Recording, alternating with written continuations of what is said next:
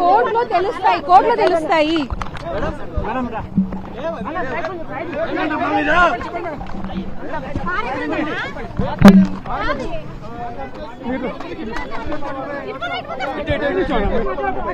ఒక నిమిషం మాట్లాడుకోరాదని మేడం ఏం చెప్పాలి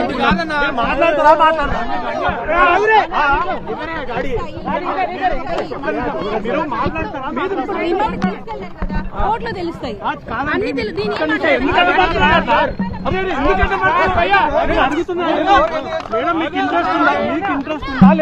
కోర్టులో నిజానిజాలు తెలుస్తాయండి. మీరు అందరికీ వెయిట్ చేయండి. మళ్ళీ అడుగుతున్నారు చూసారా, నేను ఏం చెప్పాను, కోర్టులో నిజానిజాలు తెలుస్తాయి. ఇప్పుడు 14 రోజులు రిమాండ్ విధించింది కదా, అదే అంటున్నాను నేను. కోర్టులో నిజానిజాలు ఇప్పుడు ఒకవేళ తప్పు చేయకపోతే రిమాండ్ విధించదు కదా. రిమాండ్ అనేది ఎవరికైనా కామన్ అండి. ఎఫ్ఐఆర్ ఫైల్ అంటే ఎవరైనా వేస్తారు. అదేమి కేసు అది నిజమైతే వేయరు.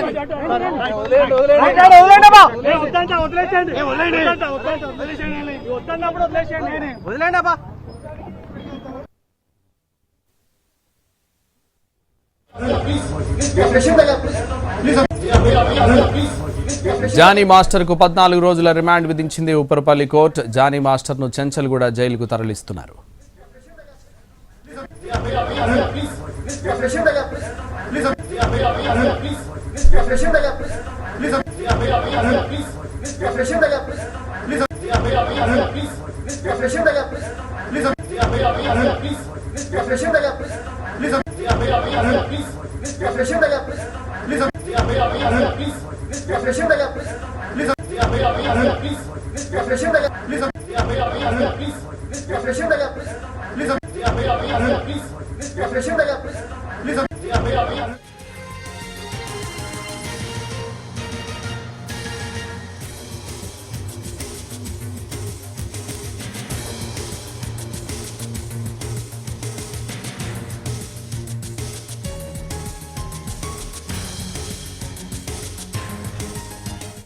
జానీ మాస్టర్ కు 14 రోజుల రిమాండ్ విధించింది ఉపరపల్లి కోర్టు. జానీ మాస్టర్ ను చెంచల్గూడ జైలుకు తరలిస్తున్నారు. ఇదే విషయానికి సంబంధించి మరింత సమాచారం మా ప్రతినిధి రాధాకృష్ణ లైవ్ లో అందిస్తారు. రాధాకృష్ణ.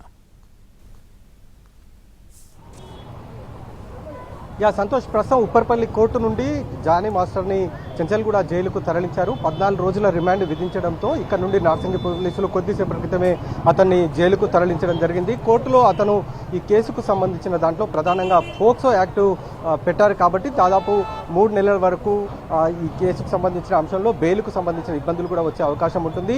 ఒకవేళ అతను ఈ కేసులో బెయిల్ దాఖలు చేయాలన్నా కూడా జిల్లా సెషన్స్ కోర్టుకు వెళ్లాల్సి ఉంటుంది. అక్కడ అతను బెయిల్కు అప్లై చేసుకోవాల్సి ఉంటుంది. ఇవాళ మాత్రం అతను రిమాండ్కు మాత్రం ఇవాళ ప్రొడ్యూస్ చేయడం జరిగింది. రిమాండ్ కోసం జడ్జి అతనికి 14 రోజుల రిమాండ్ విధించడంతో అతను అక్టోబర్ 3వ తేదీ వరకు అంటే ఈ రిమాండ్ విధించడంతో జైలుకు కొద్దిసేపటి క్రితమే తరలించడం జరిగింది. అతన్ని జైలుకు తరలించిన తర్వాత అతని భార్య ఆయేషా బయటికి వచ్చిన తర్వాత ఆమెతో మాట్లాడే ప్రయత్నం చేశాము. ఆమె ఈ కేసుకు సంబంధించిన అంశంలో ఏది ఉన్నా సరే తాము కోర్టు ద్వారా పోరాడతామని ఆమె చెప్తున్నారు.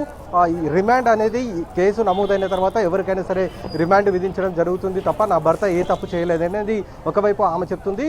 తాము కోర్టులో న్యాయ పోరాటం చేస్తామనేది ఒకవైపు జానీ మాస్టర్ భార్య ఆయేషా చెప్తున్న అంశం. మరొక వైపు ఈ కేసుకు సంబంధించిన అంశంలో చూసుకుంటే మాత్రం ఇటు అత్యాచారానికి సంబంధించిన కేసు, లైంగిక దాడి కేసుతో పాటు ఆమెని మానసికంగా శారీరకంగా దాడి చేయడం దానికి సంబంధించి అలాగే పోక్సో యాక్ట్ కింద కేసులు నమోదు చేశారు.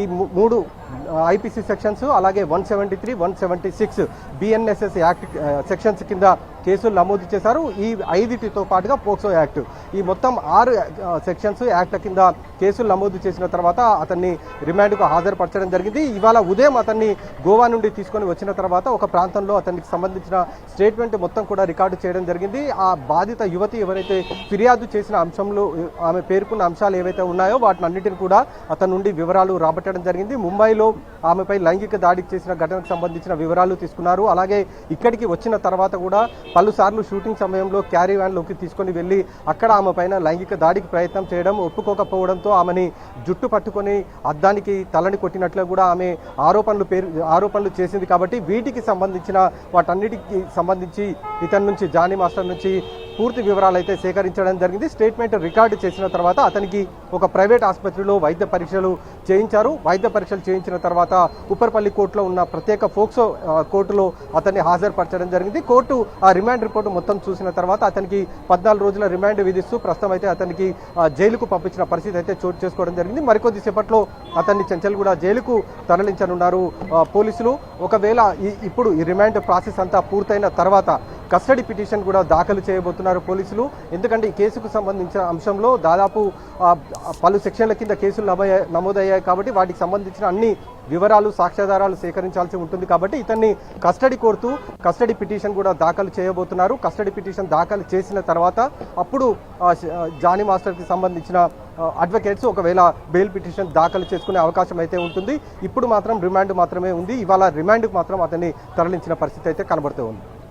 Right, thank you Radhakrishna.